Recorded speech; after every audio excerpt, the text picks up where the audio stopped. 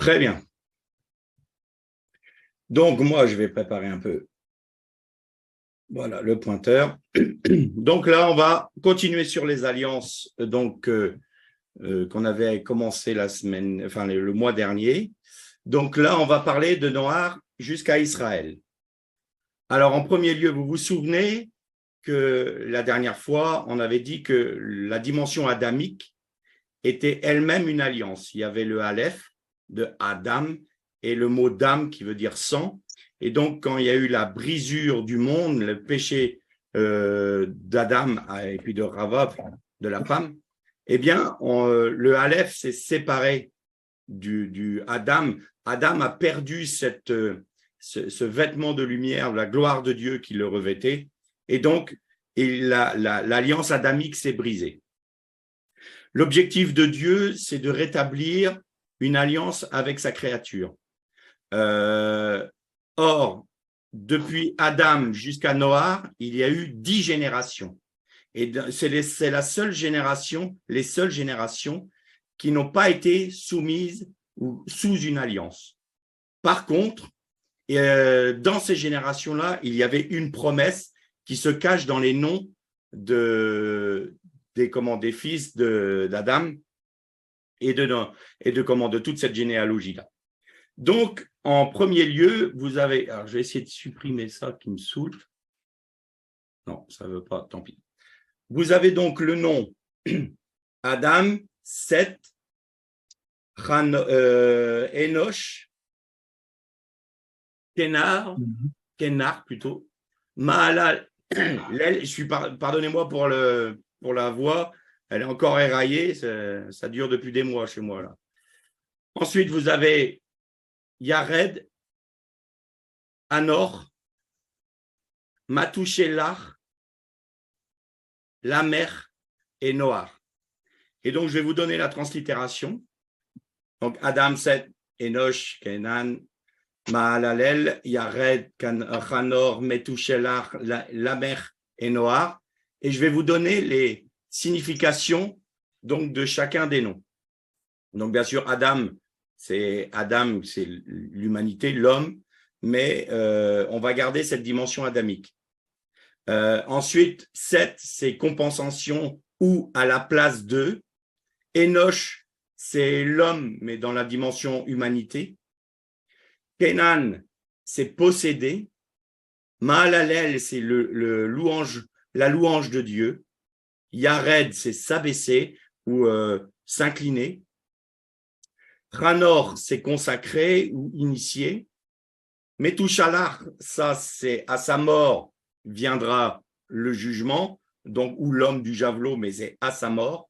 Lamer, c'est la force ou la puissance. Et Noach, c'est le repos de Dieu.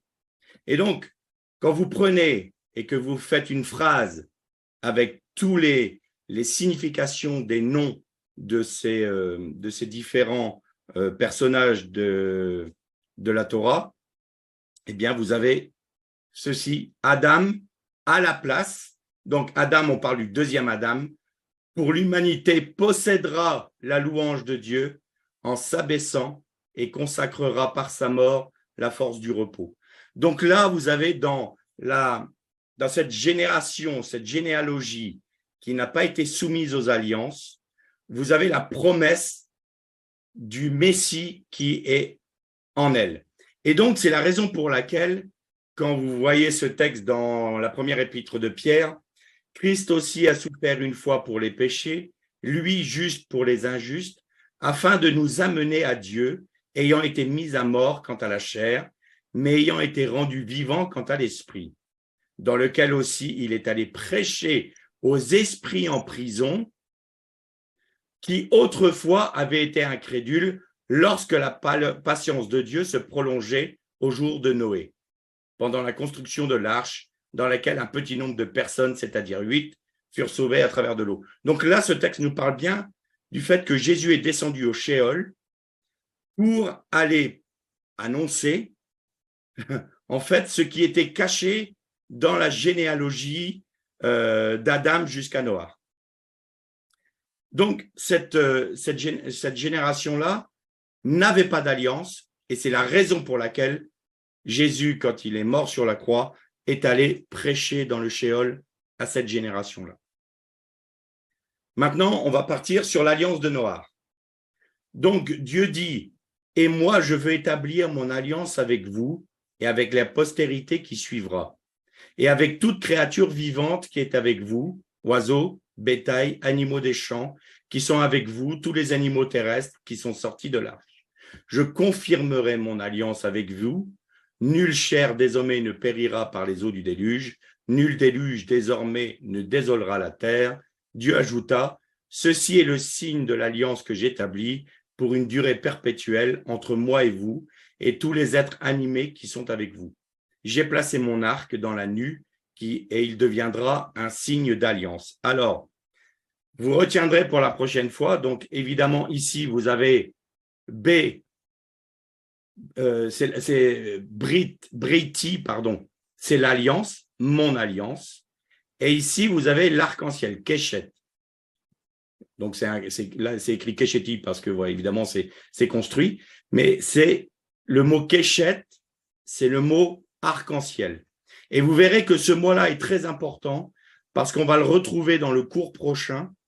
Et on verra qu'il y a une relation entre Keshet, donc le signe de l'alliance à Noach, et la Brit Mila, c'est-à-dire la circoncision avec la promesse, l'alliance avec Abraham.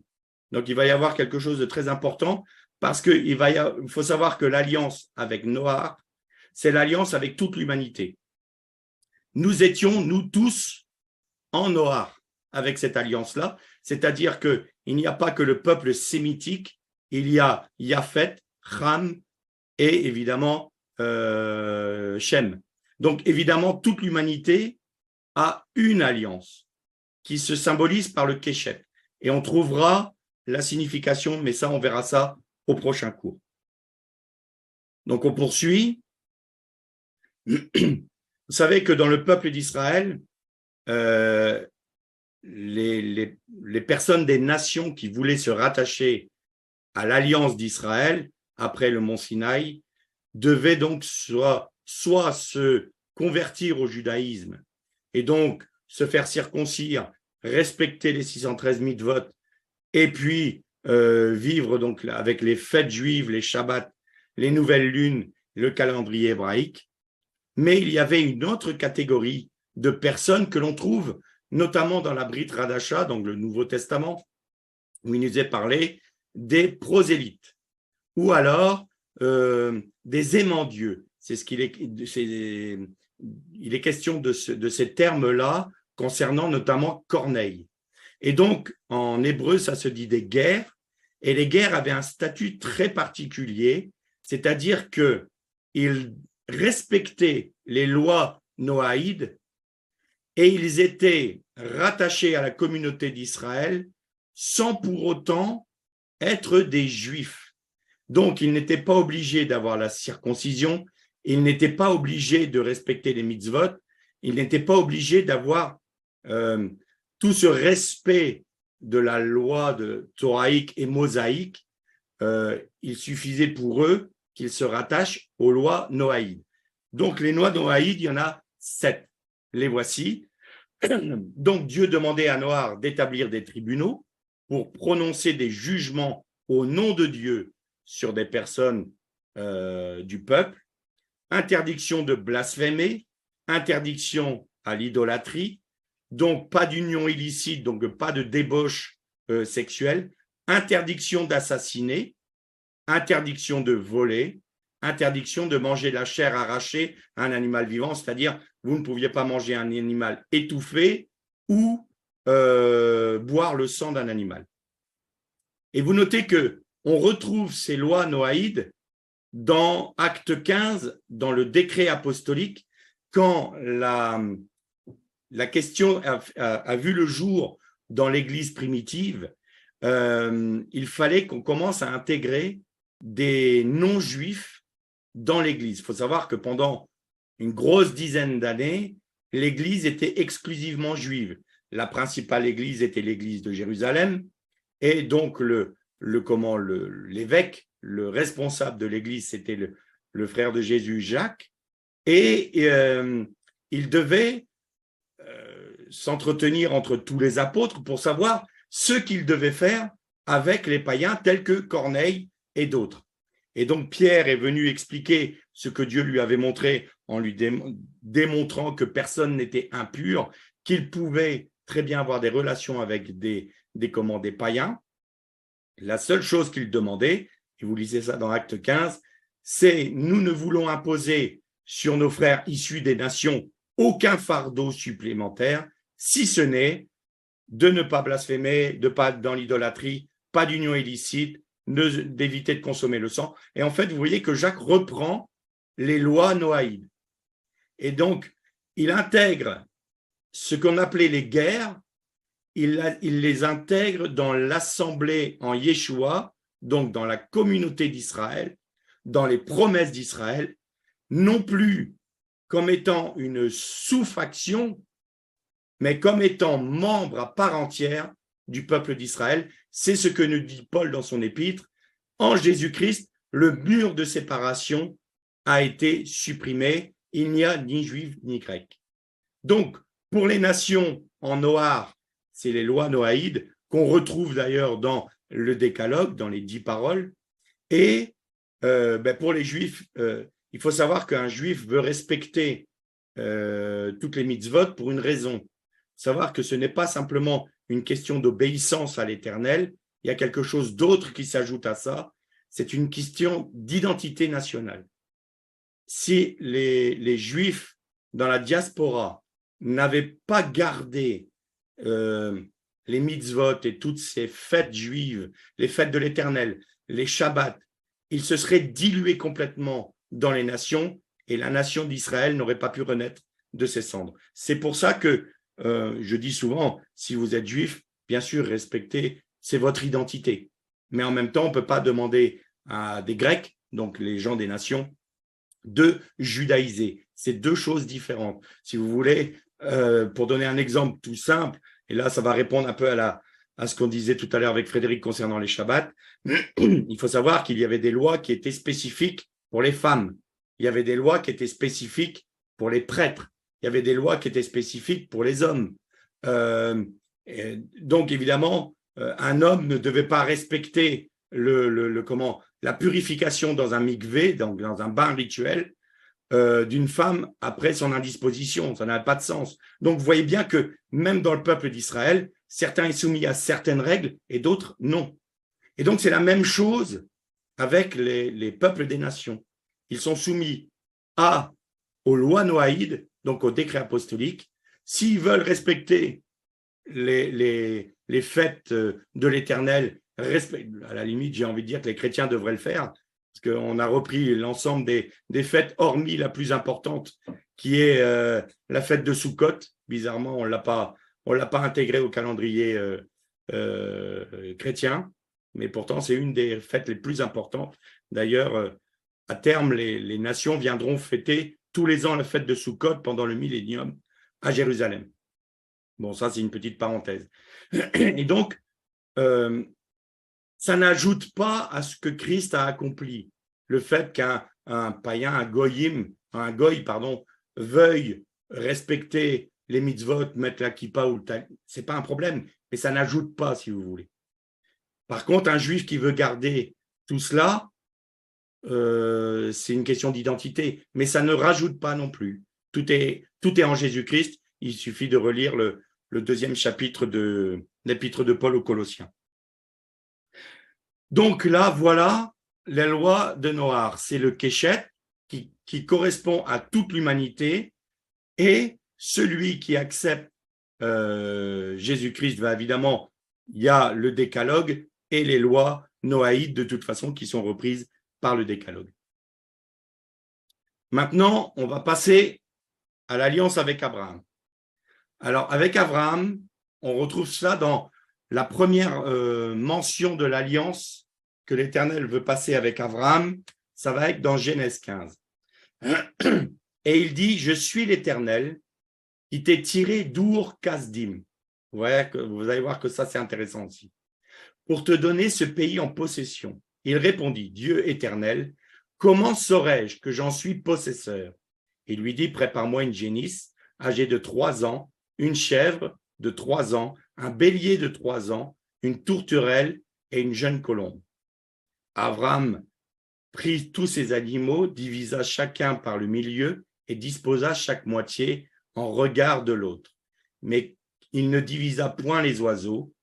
Les oiseaux de proie s'abattirent sur les corps. Abraham les mit en fuite. Le soleil étant sur son déclin, une torpeur s'empara d'Abraham, tandis qu'une angoisse sombre, profonde pesait sur lui. Dieu dit à Abraham, sache-le bien, ta postérité séjournera sur une terre étrangère, où elle sera asservie et opprimée durant 400 ans. Mais à son tour, la nation qu'ils serviront sera jugée par moi. Et alors, ils l'acquitteront avec de grandes richesses. Pour toi, tu rejoindras paisiblement tes pères, tu seras enterré après une vieillesse heureuse, mais la 4e génération reviendra ici, parce qu'alors seulement la perversité de l'Amoréen sera complète. Cependant, le soleil s'était couché et l'obscurité régnait. Voici qu'un tourbillon de fumée et un sillon de feu passèrent entre ces chairs dépecées. Ce jour-là, l'Éternel conclut avec Abraham un pacte, une brite, donc une alliance, en disant « J'ai octroyé à ta race ce territoire depuis le torrent d'Égypte jusqu'au fleuve, le fleuve d'Euphrate. » Voilà la première mention de l'alliance de Dieu avec Abraham. Là, c'est Dieu qui s'engage. Et Dieu rappelle une chose importante. Il a tiré Abraham de Babylone, de Bavel. Bavel, on en parlera plus tard, mais Bavel, c'était l'humanité qui s'était réunie entièrement autour de Nimrod, qui est une des images en typologie, c'est l'Antichrist. Et Nimrod et toute cette génération-là demandaient l'aide des démons pour se rebeller contre Dieu. Alors, on a cette notion dans l'hébreu, Ur Kasdim. Alors, si vous regardez, je vais vous le trouver ici dans l'hébreu, il Kasdim. Voilà ici. Donc, Meur, donc deux, hein, ça c'est une préposition, le même ici. Ur ici, c'est la lumière. Vous vous souvenez, on a fait un cours dans le 2e, je crois, ou le 3e, où il est parlé que la lumière soit et la lumière fût, c'est-à-dire I, or, vai, I, or. Et ici, vous retrouvez exactement le même mot, lumière. Et kasdim, vous pouvez avoir ici une préposition qui peut dire comme. Et ici, vous avez un shin et un dalet. Et si vous écoutez un rabbin, vous parlez des démons, il va dire, oui, c'était un shin dalet. Shad, en hébreu, c'est démon. Donc, c'est moi qui t'ai fait sortir de la lumière des démons, puisque c'est un pluriel. Kasdim, yud, mem, final, c'est un pluriel masculin. Donc, Ur en kasdim, c'est la lumière des démons. Alors, ça se dit aussi chaldéen. C'est des chaldéens, mais les chaldéens, c'était ceux justement qui faisaient de la divination, c'était des magiciens, c'était ceux qui faisaient appel aux démons pour pouvoir prédire l'avenir, pardon, ou faire jeter des sorts sur même d'autres nations. Donc, vous voyez que dans l'hébreu se cache le fait que oui, Abraham, tu as été tiré du pays de Chaldée, mais surtout, je t'ai retiré des faux dieux, des démons, de la lumière, la fausse lumière des démons. Et donc, il y a ce fameux contrat que Dieu passe avec Abraham, et c'était à l'époque, quand on faisait un accord avec une autre partie, l'habitude était de couper un animal en deux, et chaque partie passait au milieu pour concrétiser l'accord, que ce soit pour l'achat d'une maison, l'achat d'un terrain, pour que ce soit l'accord d'une alliance. Eh bien, on coupait l'animal en deux, chaque partie amenait un animal, Il était coupé en deux et chaque partie passait au milieu des animaux pour conclure l'accord.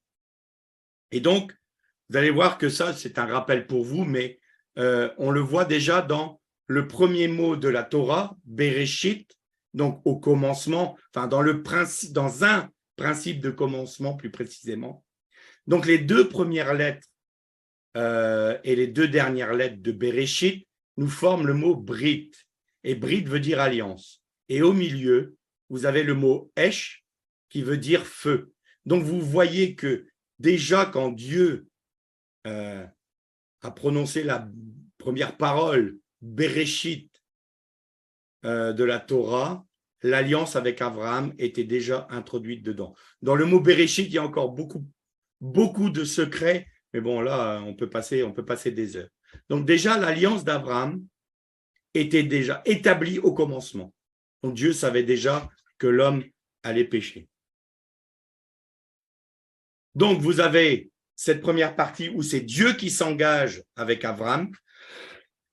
Et maintenant, il va être temps pour Abraham de s'engager lui-même pour Dieu.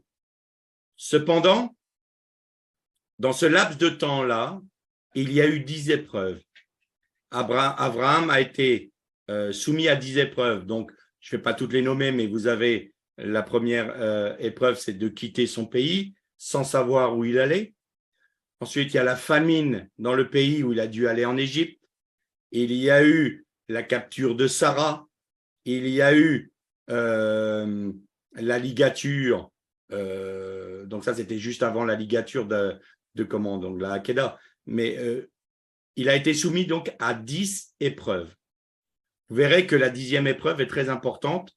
Et là, on se trouve dans ce texte juste avant 37 années, grosso modo 38 ans, avant la dernière épreuve qui était l'épreuve de la Hakeda, c'est-à-dire de la ligature d'Isaac. Et donc, Dieu réitère ses promesses à Abraham. Ton nom ne sera plus désormais Avram, ton nom sera Avraham. C'est-à-dire qu'on va rajouter un « hé » dedans. Et le « hé », c'est la lettre de l'esprit. Car je te fais le père d'une multitude de nations. Je te ferai fructifier prodigieusement.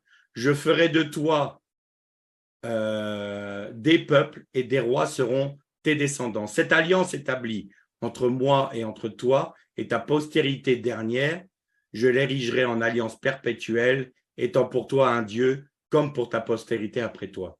Et je donnerai à toi et à ta postérité la terre de tes pérégrinations, toute la terre de Canaan, comme possession indéfinie, et je serai pour eux un Dieu tutélaire. Dieu dit à Abraham, pour toi, sois fidèle à mon alliance, toi et ta postérité après toi, dans tous les âges. Voici le pacte, donc la brite, l'alliance, que vous observerez, qui est entre moi et vous, jusqu'à ta dernière postérité, circoncire tout mâle d'entre vous. Donc, maintenant, c'est à Abraham de s'engager. Et pour ce faire, il doit faire la Brit Mila, c'est-à-dire la circoncision, l'alliance par la circoncision. Et vous notez que c'est à ce moment-là qu'Avram devient Avraham et que Sarai devient Sarah. C'est-à-dire qu'il y a dans chaque nom la lettre He qui s'ajoute. Et au moment où la lettre de l'esprit, le He, c'est le souffle, vient rentrer dans le nom d'Abraham et dans le nom de Sarah, alors ils engendrent typologiquement le Messie. En recevant l'Esprit, ils sont cette alliance-là qu'ils ont acceptée, Abraham a accepté la circoncision, va nous faire venir Yitzhak. Pour la petite histoire, Yitzhak est né à Rosh Chodesh Nissan, c'est-à-dire le premier du mois de Nissan. Quand Israël a construit le Mishkan, c'est-à-dire le tabernacle, ils l'ont construit en 70 jours. Et pendant 3 mois, ils ne l'ont pas monté. Et Moshe, par le commandement de Dieu, a dit au peuple qu'il fallait le monter à Rosh Chodesh Nissan, parce qu'il voulait lier la Hanouka du Mishkan, c'est-à-dire la dédicace, l'inauguration du Mishkan, en même temps que l'anniversaire de la naissance de Yitzhak. Pourquoi? Parce que le Mishkan, qui correspond au temple, correspond à Christ et à son œuvre. Et Yitzhak est l'image du Christ. Et Abraham du Père, Sarah de la sagesse, c'est-à-dire de la Ruach HaKodesh, qui est un féminin en hébreu, la Ruach HaKodesh, et donc qui engendre le Messie, si vous voulez. Donc ça, typologiquement, on retrouve toute cette dimension-là dans ce passage-là. Donc voilà les alliances avec Noach et Abraham. Et on reprendra cela au cours prochain, et vous verrez qu'on va retrouver toute l'alliance renouvelée à l'intérieur. Maintenant, on va passer à Israël. Les enfants d'Israël partirent de Ramsès dans la direction de Sukkot, environ 600 000 voyageurs, hommes, faits, sans compter les enfants. De plus, une multitude de gens de toute espèce, ainsi que du menu et du gros bétail, en troupeaux très considérables. Donc, la multitude de gens de toute espèce, c'est-à-dire une multitude mélangée de différentes nations. En hébreu, ça s'appelle Erev Rav. Et vous verrez que c'est très important. Donc, désormais, si vous êtes docile à ma voix, si vous gardez mon alliance, vous serez mon trésor entre tous les peuples, car toute la terre est à moi. Mais vous serez pour moi une dynastie de pontifes, c'est-à-dire de sacrificateurs, une nation sainte. Tel est le langage que tu tiendras aux enfants d'Israël. L'objectif de Dieu avec Israël, en faisant l'alliance du Sinaï avec Israël, et donc en faisant cette alliance, c'était le don de la Torah, eh bien, l'objectif de Dieu, c'était que tout le peuple soit un peuple de sacrificateurs. Et vous allez voir que à cause d'un événement, tout cela ne va pas pouvoir se faire. Donc, Erev Rav, on peut le traduire par une tour, multitude mélangée. Bon, c'est un peuple mélangé. Dans Zacharie, on a et quiconque aura survécu parmi tous les peuples qui seront venus contre Jérusalem devra s'y rendre chaque année. Donc là, c'est ce que je vous disais tout à l'heure, c'est que à terme, attendez, je remets mon pointeur, voilà. Décidément, j'ai des soucis, voilà. Ici, à la fête des tentes, c'est-à-dire la fête de Sukkot. Donc, quand le Messie va venir régner, toutes les nations devront monter à Jérusalem pour fêter la fête de Sukkot, des tentes, des tabernacles, sous peine de ne pas avoir de pluie de la part de l'Éternel sur leur nation, sur leur pays. Et la fête de Sukkot est très liée avec l'eau, parce que c'est la pluie d'arrière-saison. Bon, là, c'est un autre sujet, ça n'a rien à voir avec les alliances. Donc, retenez que le Erev Rav, le peuple mélangé, était avec Israël en sortant d'Égypte. Une autre chose intéressante à noter, il y a grosso modo que 10% du peuple d'Israël qui est sorti d'Égypte à ce moment-là.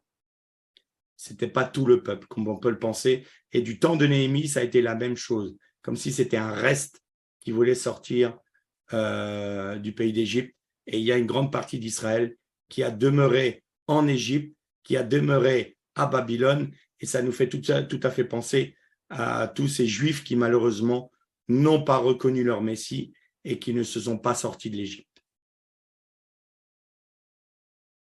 Donc là, issus des nations, c'est la même chose. Alors, la promesse de Dieu pour les nations, on retrouve ça dans la promesse, dans l'alliance avec Noach, c'est que Dieu grandisse Japhet, qu'il réside dans les tentes de Shem et que Canaan soit leur esclave. Donc, déjà, Japhet est le symbole des nations qui vont se rattacher à Israël et qui vont être sous les tentes d'Israël en Shem. Donc déjà là, dans la promesse de Noach, dans l'alliance avec Noach, nous avions cette dimension où des peuples des nations viendront s'agréger à Israël et seront au bénéfice des mêmes promesses qu'Israël.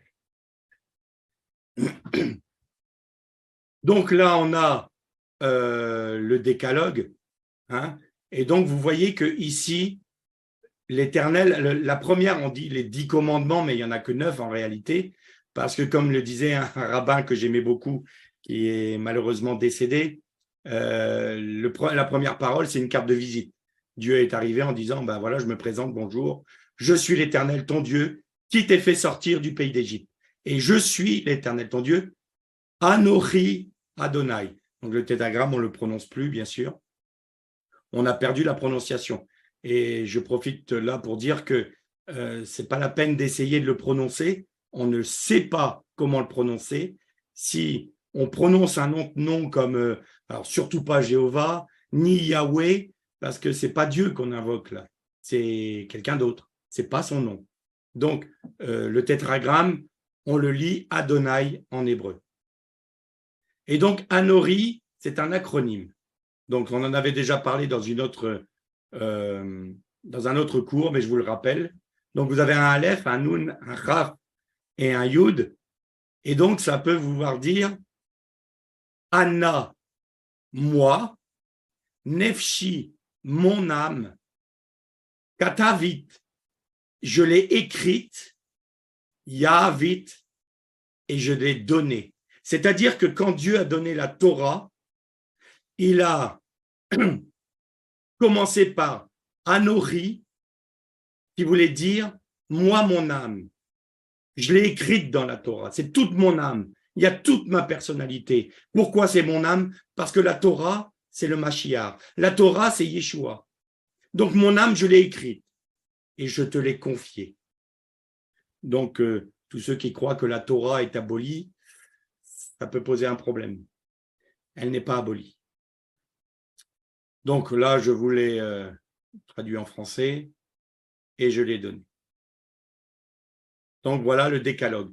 Donc, il faut savoir que quand Dieu a donné les 2 premières tables de la loi, même les rabbins le reconnaissent, ils disent il y avait sur la montagne donc les lois, le décalogue, et il y avait aussi toutes les prescriptions de l'Éternel, et tout cela a été donné, c'était la Torah. Torah veut dire littéralement enseignement ou instruction.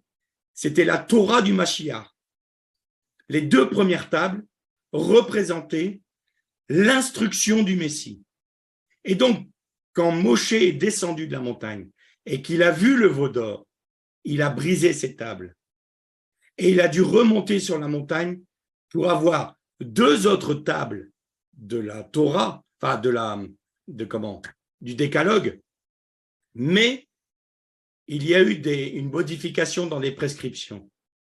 C'est-à-dire que les prescriptions étaient devenues un acte de condamnation. C'est ce que Paul nous rappelle aux Galates. En Jésus-Christ, Christ a cloué à la croix l'acte de condamnation que nous faisait porter la loi. C'est-à-dire que s'ils n'avaient pas fait le veau d'or, ils auraient reçu tout de suite la bonne interprétation de la Torah, l'interprétation du Messie. Mais Dieu savait qu'il y aurait ce péché-là, et la bonne interprétation a été donnée également sur une montagne, mais non plus au Sinaï, mais en Israël, on verra ça tout à l'heure. Donc du coup, au lieu de devenir un peuple de sacrificateurs dans son ensemble, eh bien, ils sont devenus un peuple idolâtre, et on va voir les conséquences. Donc, les 2 premières tables étant brisées, c'est devenu des prescriptions disant que si on ne respectait pas à la lettre chaque commandement, chaque prescription, chaque interprétation, eh bien, on était condamné. Et donc, même ces prescriptions étaient mises devant l'arche d'alliance dans le Saint des Saints comme témoin contre le peuple, nous dit le texte biblique. La brisure de l'alliance s'est faite donc quand Moshe est redescendu. Le peuple, voyant que Moïse tardait à descendre de la montagne, s'attroupa autour d'Aaron et lui dit « Allons, fais-nous un Dieu qui marche à notre tête, puisque celui-ci, Moïse, l'homme qui nous a fait sortir du pays d'Égypte, nous ne savons ce qu'il est devenu. » Aaron leur répondit « Détachez les pendants d'or qui sont à vos oreilles et de vos femmes et de vos fils, de vos filles, et me les apportez. » Tous se dépouillèrent des pendants d'or qui étaient à leurs oreilles et les apportèrent à Aaron. Ayant reçu cet or de leurs mains, il le jeta dans un moule et fit un veau de métal. Ils dirent « Voilà tes dieux, ô Israël, qui t'ont fait sortir du pays d'Égypte. » Alors là, vous avez donc le veau, ce qu'on appelle le veau d'or, c'est Egel Masera. Et Egel Masera peut dire littéralement le veau voilé ou le veau masqué. Donc, vous voyez, Egel Masera, veau de fonte voilé. Masera peut aussi dire une libation aux idoles. Donc, ils ont fait un veau avec de l'or. L'or, c'est toujours ce qui représente l'œuvre de Dieu. Et qu'est-ce qu'ils ont fait de l'œuvre de Dieu? Ils l'ont façonné à leur propre pensée. Ça, si on paraphrase aujourd'hui, on peut très bien utiliser le sacrifice de Jésus, on peut très bien utiliser la Torah pour en faire une idole religieuse ou une idole idéologique. On peut très bien tordre le sens de la Torah, de la parole de Dieu, pour la façonner à notre pensée. Et en faisant cela, on devient des idolâtres, on devient des personnes qui sont adultères spirituellement. Parce qu'on ne recherche pas Dieu tel qu'il est, on le façonne à l'image que l'on veut qu'il soit. Et ça, c'est très, très grave dans le peuple de Dieu. Et d'ailleurs, le veau d'or, le Egel Masera, aura des conséquences très graves pour Israël et il le paye encore aujourd'hui. Donc, Egel Masera, c'est le veau voilé ou le veau masqué. Donc, Egel Masera, je vous répète ça. Veyarsar, donc quand Aaron le façonna, c'est le terme Veyarsar, et qui peut dire façonner, fabriquer, le même mot que angoisse, détresse, être à l'étroit, être tourmenté. Vous voyez que ce qu'il a fabriqué spirituellement à ce moment-là, c'est quelque chose qui allait produire de l'angoisse, de la détresse. Il retournait dans quelque chose d'étriqué. Être à l'étroit, c'est Mitzraïm, c'est le pays étroit, c'est l'Égypte. L'Égypte, c'est Mitzraïm. Et Mitzraïm, c'est étriqué, être à l'étroit. Et donc, c'est comme s'ils retournaient en Égypte et ils étaient tourmentés par leurs péchés. Donc, ce verbe-là, veyarsar, ça peut vouloir dire vous retournez dans le pays d'Égypte, vous retournez à l'idolâtrie et vous n'êtes plus dans la pensée de Dieu.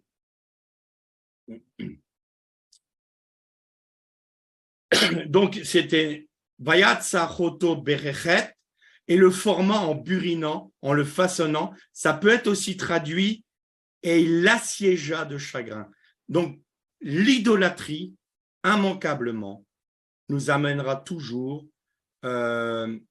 l'angoisse, la détresse.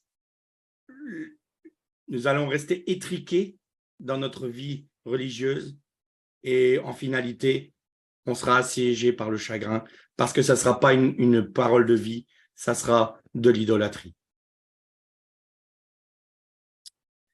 Donc, le veau d'or qui a été construit, c'est quelque chose qu'ils connaissaient en Égypte. En Égypte, vous aviez le dieu Apis, qui était le fils du Ptah, donc du dieu créateur. Sa mère, c'était une génisse que l'on vénérait comme étant la mère de Dieu. Bon, toute ressemblance avec certains cultes n'est pas forcément fortuite. Elle était fécondée par l'éclair de Ptah, et donc, voici une statue, donc, je vais vous montrer donc une statue du dieu Apis qui avait le disque solaire entre les cornes. Vous voyez ici, le disque solaire. Donc, c'est le dieu Apis qu'ils ont reproduit. Ils se sont dit, voici l'Éternel qui nous a fait sortir du pays d'Égypte.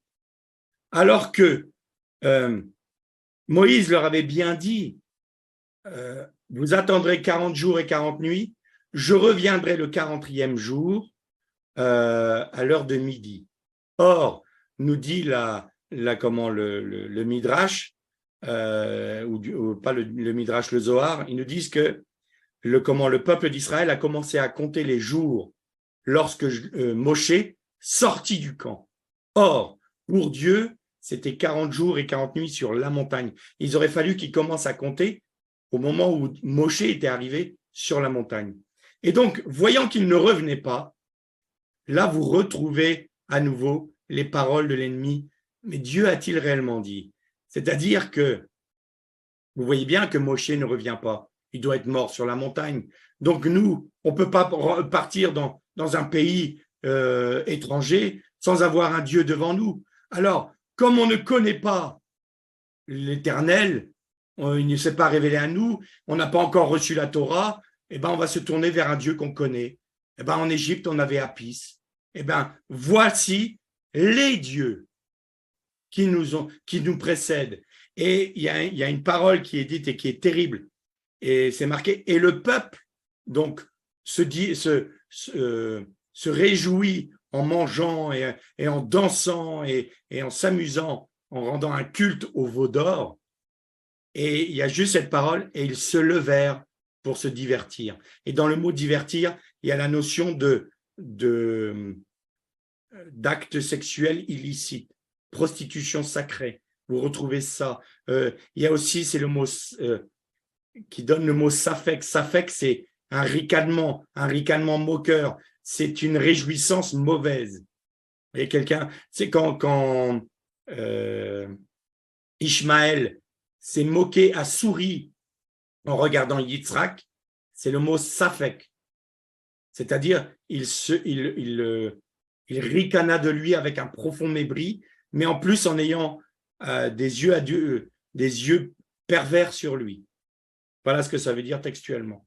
Donc, le peuple reproduit ce qu'il a connu en Égypte.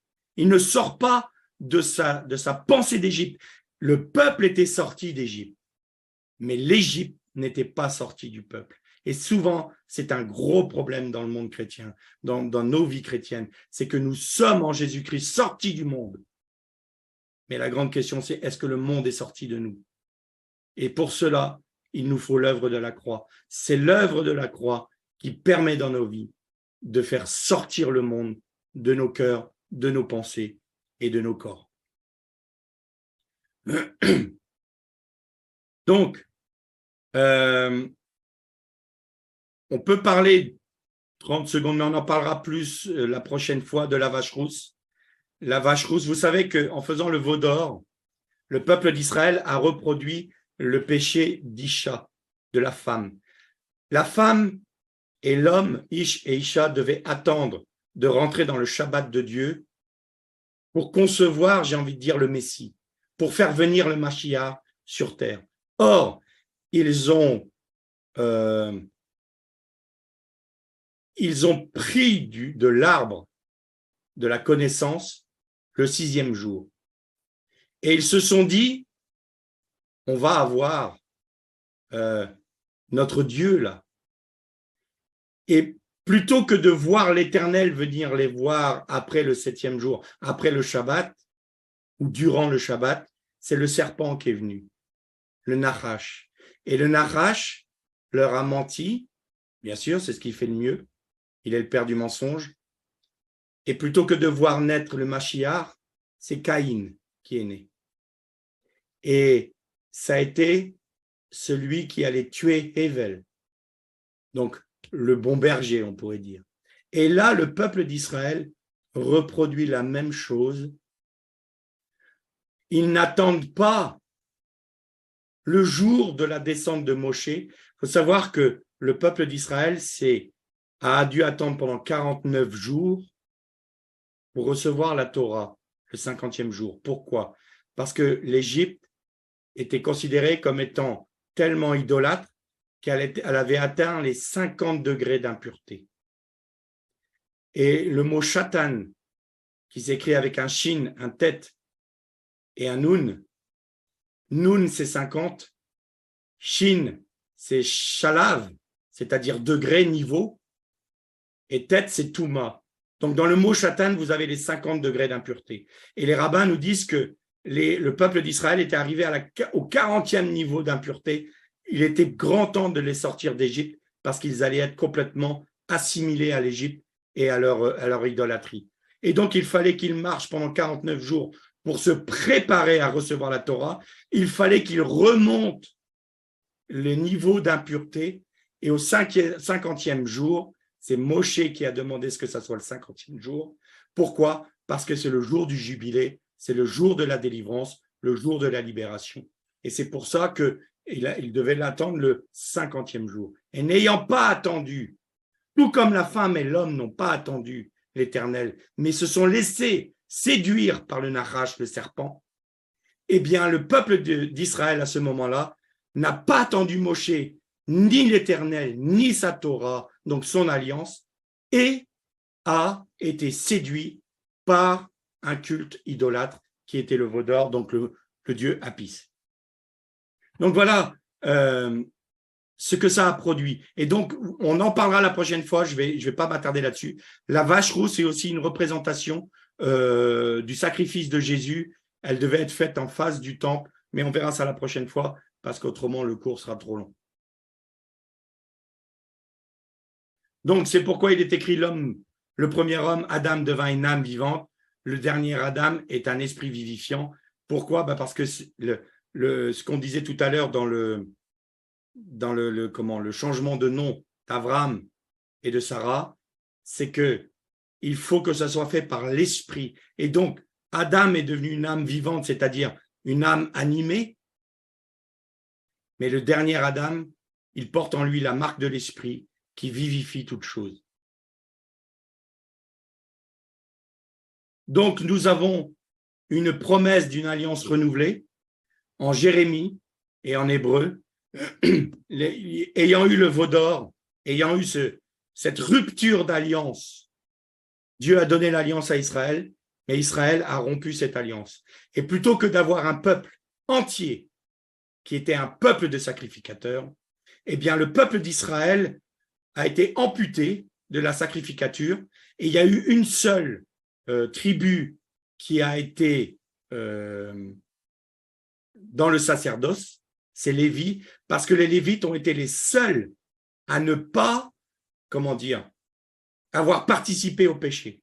Et c'est les seuls qui ont répondu à l'appel de Moshe pour juger et tuer les idolâtres, donc à porter le jugement de Dieu sur le peuple qui était devenu idolâtre. Et donc les Lévites, c'est le peuple de la sacrificature, et leur héritage n'est pas un héritage terrestre, leur héritage, c'est céleste, c'est l'Éternel lui-même. Je serai leur héritage. Donc, au lieu d'avoir un pays, une terre, eux, ils ont l'Éternel pour héritage. Et nous, en Jésus-Christ, Dieu se propose de faire de nous, pour ceux qui accepteront de mourir à eux-mêmes, de perdre leur vie ici-bas, il se propose de faire de nous un peuple de sacrificateurs, et notre héritage, c'est Dieu en Jésus-Christ. Donc, vous vous rappelez du Erev Rav. Donc, dans la tradition juive, le Erev Rav, c'est le peuple qui est à l'initiative du veau d'or. Donc, ce peuple mélangé, donc il nous représente. Ce peuple mélangé a produit le veau d'or. Mais le peuple d'Israël, les de sang, l'ont accepté, hormis les Lévites. Et depuis ce jour-là, on va voir avec la dernière diapo, le peuple d'Israël a le cœur voilé, mais nous-mêmes, nous avons un problème, on va en parler à la prochaine. Donc là, qu'est-ce que fait l'Éternel? Très bien, l'alliance au Sinaï a été rompue. Vous êtes maintenant sous une loi de condamnation. Vous êtes sous un mandat de condamnation. Si vous ne respectez pas les préceptes et les commandements, vous mourrez. Et là, en Jérémie, il dit, voici les jours vont venir, dit le Seigneur, où je conclurai avec la maison d'Israël et la maison de Juda une alliance renouvelée. Brit Radasha, ici, Brit Radasha. Et le Nouveau Testament en hébreu, c'est la Habrit Achadasha. Il ne sera pas comme l'alliance que j'ai conclue avec leur père le jour où je les ai pris par la main pour les tirer du pays d'Égypte, alliance qu'ils ont rompue, on vient de le voir ensemble, eux, alors que je les avais étroitement unis à moi, dit le Seigneur. Mais voici, quelle alliance je conclurai avec la maison d'Israël au terme de cette époque. Dit l'Éternel, je ferai pénétrer ma loi en eux, c'est dans leur cœur que j'inscrirai, je serai leur Dieu, ils seront mon peuple, et ils n'auront plus besoin ni les uns ni les autres de s'instruire mutuellement en disant « Reconnaissez l'Éternel, car tous ils me connaîtront, du plus petit au plus grand, dit l'Éternel, quand j'aurai pardonné leurs fautes et effacé jusqu'au souvenir de leurs péchés. » Voilà maintenant la promesse qu'en Yeshua Mashiach, Dieu va rétablir toutes choses. Et donc, le péché du veau d'or sera réglé et la loi sera gravée sur leur cœur, ce qui nous arrive par le Saint-Esprit. Donc, le peuple d'Israël a un voile sur les yeux et le corps depuis le veau d'or. C'est une des raisons pour laquelle le peuple d'Israël ne reconnaît pas son Messie aujourd'hui. Donc, comme dit Paul aux Corinthiens, mais leurs entendements ont été endurcis, car jusqu'à aujourd'hui, dans la lecture de l'Ancienne Alliance, c'est-à-dire dans les Écritures, le Tanakh, ce même voile demeure sans être levé, lequel prend fin en Christ. Il n'y a qu'en Christ qu'on peut lever le voile de la condamnation de la loi. Mais jusqu'à aujourd'hui, lorsque Moïse est lu, c'est-à-dire la loi de la Torah, le voile demeure sur leur cœur, mais quand ils se tourneront vers le Seigneur, le voile sera ôté. Le Erev Rav, c'est-à-dire le peuple issu des nations, qui a accepté Yeshua, a le cœur également voilé par l'image qu'il s'est créée du Messie. Parce que, vous vous souvenez que j'ai dit que Egel Masera voulait dire aussi libation aux idoles. Eh bien, le christianisme, en rejetant ses racines juives, en rejetant ses racines d'Israël, en ne voulant plus avoir un contact avec la Torah et avec ce que nous enseigne la Torah, malgré le fait que dans l'acte 15, le décret apostolique, les apôtres aient demandé au peuple des nations de s'instruire de la Torah dans les synagogues de l'Empire. Eh bien, les pères apologètes de l'Église ont préféré nous séparer du judaïsme et donc nous nous sommes façonnés un Messie. Aujourd'hui, vous entendez des pasteurs qui disent « Moi, je ne suis pas le Dieu d'Israël, je suis le Dieu des chrétiens. » Le Dieu des chrétiens, c'est le Dieu d'Israël. Si tu ne suis pas le Dieu d'Israël, c'est une idole. Et donc, on a créé une idole du Messie. On l'a déshabillé de la Torah, on l'a grimé selon les goûts et les us des coutumes des nations. Et les Juifs ne le reconnaissent même plus. Donc, de plus, cette idole qu'il s'est fait épaissit le voile d'Israël, car les Juifs ne reconnaissent pas le Messie des chrétiens comme étant celui de la Torah. Bien évidemment, on l'a déshabillé de la Torah. Et donc, c'est un des objectifs, avec d'autres, bien sûr, je ne suis pas le seul, un des objectifs que j'ai, c'est de rendre le Messie aux Juifs, leur Messie, et de le rhabiller de la Torah pour leur dire « Pardonnez-nous d'avoir usurpé votre Messie, de l'avoir grimé, nous vous le rendons au milieu de la Torah. » C'est votre Messie et le nôtre en même temps, parce que nous sommes rattachés au peuple d'Israël et aux promesses d'Israël en Yeshua, mais pas le Yeshua de notre conception, celui de la Torah, celui de la pensée de Dieu. Il ne faut pas faire un veau d'or.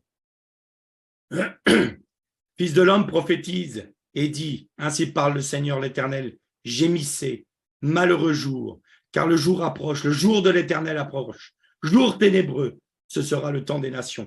Vous voyez que là, ça nous parle de la destruction du temple en l'an 70, où Israël a été renommé Palestina par Adrien en 135. Vous voyez que quand on dit la Palestine, c'est Adrien, l'empereur Adrien qui l'a créé. Et Jérusalem a été rappelée à El Capitolina en hommage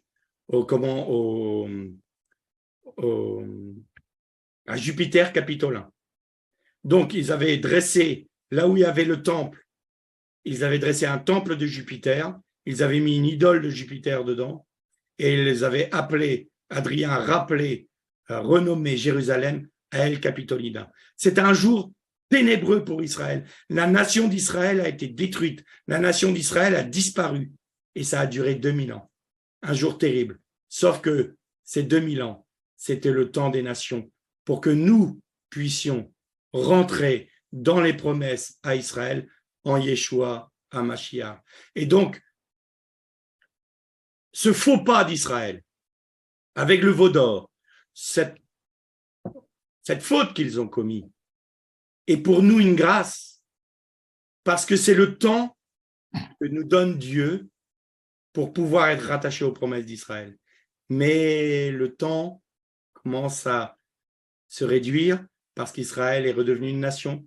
Les Juifs reviennent sur leur terre, Israël revient sur sa terre, et le temps de la grâce de Dieu va bientôt se fermer. Donc je ne veux pas, frère, que vous ignoriez ce mystère, dit Paul, afin que vous ne soyez pas sages à vos propres yeux. C'est qu'un endurcissement partiel est arrivé et arrive à Israël jusqu'à ce que la plénitude des nations, voilà, soit rentrée. Et ainsi tout Israël sera sauvé. Vous voyez qu'il parle des nations liées à Israël.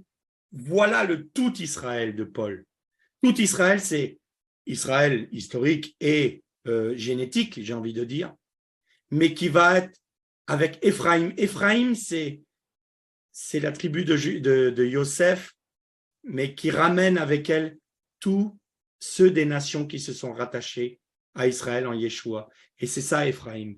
Et donc, tous vont être ramenés. Tout Israël sera sauvé. Selon qu'il est écrit, le libérateur viendra de Tzion, il détournera de Jacob l'impiété, et c'est là l'alliance de ma part pour eux, lorsque j'ôterai leurs péchés. Et en ce qui concerne l'évangile, ils sont ennemis à cause de vous. Regardez, c'est aux Corinthiens qu'il parle, hein. Aux Romains, pardon, aux Romains. Mais en ce qui concerne l'élection, ils sont bien aimés à cause des pères, car les dons de grâce et l'appel de Dieu sont sans repentir, c'est-à-dire, si vous pouvez toujours dire qu'Israël est rejeté, qu'Israël n'est plus le peuple de Dieu, Dieu ne se repent pas des engagements qu'il a pris. On a vu l'engagement qu'il a pris auprès d'Abraham, on a vu l'engagement qu'il a pris auprès de Noah. Si on dit qu'Israël est rejeté, nous faisons Dieu menteur. Et donc, à ce moment-là, on a un gros problème. Donc, nous sommes rattachés en Israël, en Yeshua HaMashiach. C'est le terme de ce cours aujourd'hui. La prochaine fois, on verra l'alliance renouvelée en Jésus-Christ. On va voir, on ne sera pas exhaustif, bien sûr, mais on aura pas mal de choses à voir ensemble. Et vous voyez que Israël n'est pas rejeté.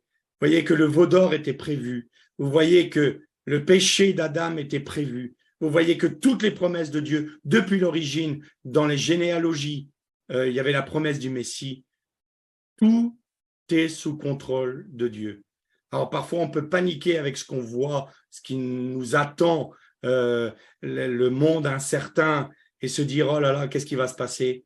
Tout est sous contrôle. Non, notre seul rôle, notre seule responsabilité, c'est de demeurer dans la pensée de Dieu, de demeurer en Dieu et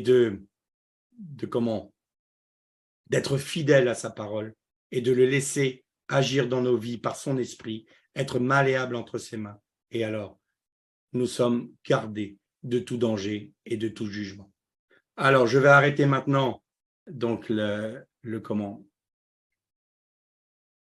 l'enregistrement. Voilà.